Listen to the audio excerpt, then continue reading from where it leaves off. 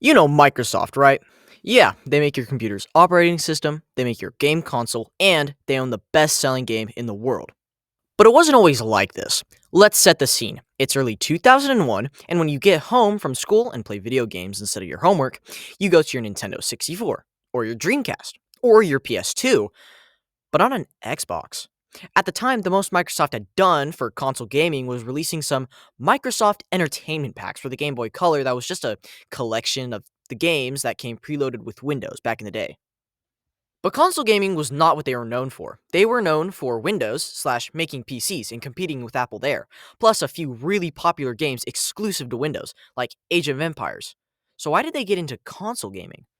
When Sony revealed the PS2 in 1999, they presented it to be the console that would ultimately replace conventional desktop computers, like the ones Microsoft make. When Microsoft saw this, they started shaking with fear. If what Sony said was true, that would mean that their entire company would eventually be put out of business. This led Bill Gates, the richest man in the world at the time, to decide that Microsoft needed to get into console gaming and compete with Sony. Microsoft had previously worked with Sega on making an operating system for the Dreamcast called Windows CE. Windows CE, however, ended up flopping because of how poorly it ran on the system, which meant that that wouldn't be an option for them. Microsoft then tried the easy way out by approaching Nintendo and seeing if Microsoft could acquire them. Nintendo didn't go along with them, though. Even with that, Microsoft did still have a path they could follow that wasn't all that hard. They could use the same graphics library that they did for Windows, called DirectX.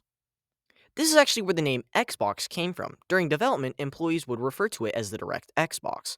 Naturally, over time, it got shortened to just Xbox. Using DirectX would be an extremely good decision for them because it meant that any developer making a game for Windows could easily port it over to the Xbox as well.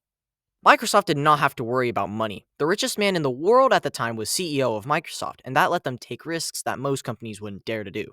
Their thought process went like this: even if the console flops really hard, we have enough money that it doesn't matter. Before they did that, though, they needed to not pull a Dreamcast. Sega was forced to stop making consoles this generation because of some poor choices. First, Microsoft did not screw themselves over by overpricing the Xbox. The Dreamcast had been $100 more than the competition. They also needed to be able to play DVDs like the PS2, which was a feature the Dreamcast also lacked. Microsoft wanted something that would set their console games apart from their computer ones. So they made Halo Combat Evolved for the Xbox as a launch title, and it ended up being a huge success, selling 4.2 million copies in its lifetime. The best-selling game of the Xbox was the sequel, Halo 2, selling over 8 million copies. Overall, Microsoft did a really good job with their first console. It did technically lose them a bit of money, but it wasn't enough for them to really care. Plus, game consoles always lose money to be able to make money on the games you buy for the console. Now, all we have to wonder about is why they made the controller so big. But wait, I do know why they did it.